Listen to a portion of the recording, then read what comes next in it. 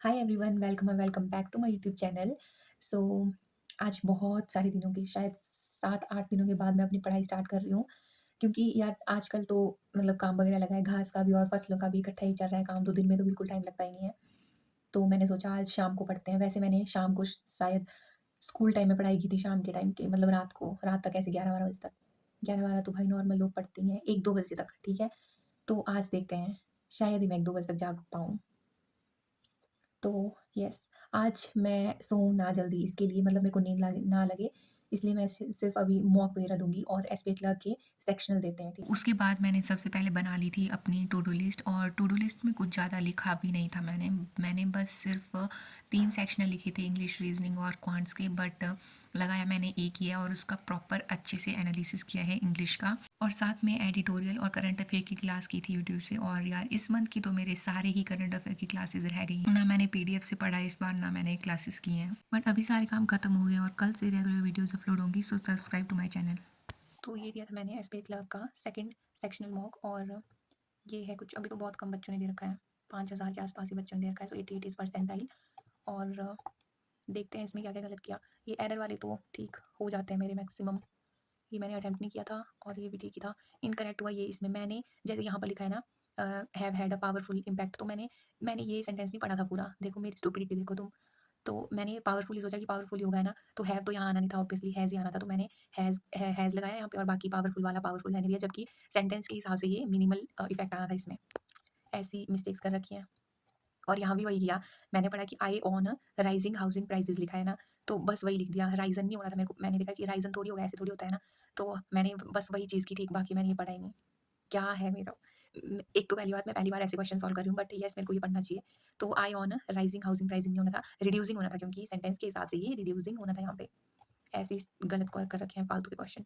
और भाई ये आया था आरसी, और इससे पहले जो कर रखे हैं ना मैंने प्री वाले आरसी, उसमें ऐसा होता था कि थोड़ा बहुत अगर कोई एक आध वर्ड मैचिंग हो गई तो उससे थोड़ा हो जाता था, है ना, मतलब ईज़ी होते थे। इसमें मैंने पूरा, जैसे मैंने ये क्वेश्चन पढ़ लिया था पहले कि अनसेफ वाला मतलब जैसे feel unsafe in making decision, तो ये वाली लाइन जैसे कहीं पर होगी ना फीलिंग अनसेफ वाला, तो वहाँ से मैं फिर से ये क्वेश्चन पढ़ूँगी और हो जाएगा मेरा। बट ये पैरा पढ़ लिया, ये पैरा पढ़ लिया और फिर मैंने सोचा शायद लास्ट पैराग्राफ में दिया होगा, बट कहीं पर भी ये लाइन्स नहीं लिखी हुई थी। मतलब कि हमें ये पूरा पैराग्राफ पढ़ना है और इसके अलग-अलग क्वेश्चंस होंगे जो कि इस पैरा से मतलब होंगे तो ईज़ी ही, बट समझ रहे हो ना कि समझना पड़ेगा हमें अच्छे से पैराग्राफ। तो मैंने तो बस रीड किया था, समझा तो मैंने कुछ नहीं। उतनी ख़ास मेरी इंग्लिश है भी नहीं कि मैं इसको समझ पाऊँ। सो बस यही था, ये मेरा इसमें करेक्ट हुआ था और ये भी मैंने तुक्का लगाया था, बताओ कैसे? जैसे यहाँ लिखा है ना, feel unsafe in making decision, तो अनसेफ कब फ़ील करेंगे वो? क्योंकि जब जो स्टॉक प्राइस होंगे वो वोलेटाइल होंगे और उनको थोड़ा-सा ऐसा मतलब they will not show the trend in the whole market, और इस इन सभी में पॉज़िटिव बातें लिखी हुई थी ना, और इसमें थी कि जो मार्केट होता है, प्राइस होते हैं वो वोलेटाइल होते हैं, तो मैंने वो सोच के लगा दिया डायरेक्ट। जबकि मेरे को इसमें से मतलब कुछ थोड़ा बहुत आइडिया तो हो जाता है, बट थोड़ा बहुत तो ऐसे तुक्का भी लगाना पड़ता है ना। सो ये हो गया था। और ये क्या हो गया, गलत हो गया, ईयर मार्क। ईयर मार्क का होना था एप्रोप्रिएट सिनोनिम, ओके। 65% ने गलत किया भाई, मैं भी उनमें एक हूँ। और ये किया एक, ठीक है। एंड ये, हाँ, पर इससे जो पीछे वाले क्वेश्चन थे, ये क्या था इसमें? हाँ, ये वाले जो क्वेश्चन है ना, ये मैंने फर्स्ट टाइम देखा, ये वाला पैटर्न जो भी होता है। इसमें क्या है कि ये चारों सेंटेंस हमें पढ़ने हैं, है ना? फिर उसमें से हमें बताना है कि इन चारों में से आउट ऑफ कॉन्टेक्स्ट कौन-सा जो सेंटेंस है वो हो रहा है ना? तो ये मेरे को समझ नहीं आया था कि क्या बोल रहा है ये, क्या करना चाह रहा है? बट अभी मैंने देखा कि ऐसा-ऐसा होता है। तो ठीक है, आगे से मैं ट्राई करूँगी ये क्वेश्चन करने के।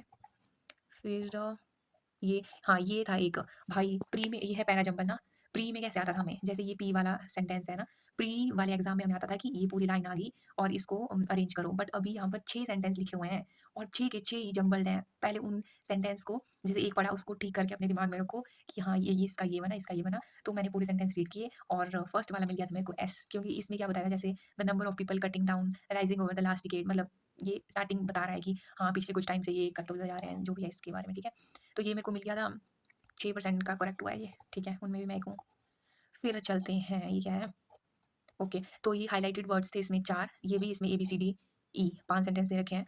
तो उनमें ये जो हाइलाइटेड वर्ड्स हैं ना, पहले हमने ये पूरा पढ़ना है ए वाला, ठीक? फिर उसमें से हमने इन चारों वर्ड्स में से कोई एक वर्ड जो होगा, या तो वो मिसस्पेल्ड होगा, या तो वो कॉन्टेक्स्ट उसका मतलब अलग लिख दिया होगा, या तो ग्रामेटिकली उसमें कोई एरर होगा। तो इसमें मेरे को लग रहा था कि डिसाइडेड नहीं हो सकता इसमें, बट ठीक है, ऑल करेक्ट है इसका। और बाकी ये मेरा ठीक है। Promise, promise the India made a number of, promise नहीं होगा क्योंकि अ नंबर ऑफ के आगे प्लूरल नाउन लगता है, तो प्रोमिसेस होगा यहाँ पे obviously, a number of promises, yes. और नेक्स्ट वाला था अक्रॉस। हाँ, ये तो सेंटेंस पढ़ते ही पता लग रहा था कि यहाँ पे अक्रॉस नहीं आएगा। जैसे ये ना there will be reductions in emissions intensity of GDP by across. Across क्या होता है भाई? अक्रॉस नहीं अप्रॉक्सिमेटली। अबाउट आना था इसकी जगह पे, ओके। ये तो पढ़ते ही पता लग रहा था। नेक्स्ट था डी। डी में फिर से वही था, ये होल्ड, जैसे ये ना एंड सॉइल टू होल्ड, तो सॉइल सिंगुलर है ना, तो इसके साथ एस लगना था, तो वो मेरे को पता लग गया था देखते ही। और यहाँ पे मीटिंग, हाँ, टू के आगे मीटिंग लगा, मतलब आईएनजी लगा दिया जो गलत है, ठीक है। तो टू के आगे यहाँ पे मीट होना था, ये था। और ये तो बस फिल इन द ब्लैंक थे थोड़े बहुत जो मैंने गलत किए हैं। और हाँ, ये वाला पैराग्राफ, ये वाला आरसी ईजी था। इसमें कितने 1 2 3 4 5 6 क्वेश्चन थे। एक मेरे से नहीं बना था, बाकी मैंने कर लिए थे और बाकी सारे ठीक भी थे। और इसका आंसर क्या है? ऑल, ये इसका आंसर, ठीक है। सो यस, ये रहा मेरा 17 क्वेश्चन करेक्ट है और 7 गलत है। ओह माय गॉड, इतने ज़्यादा। ठीक है।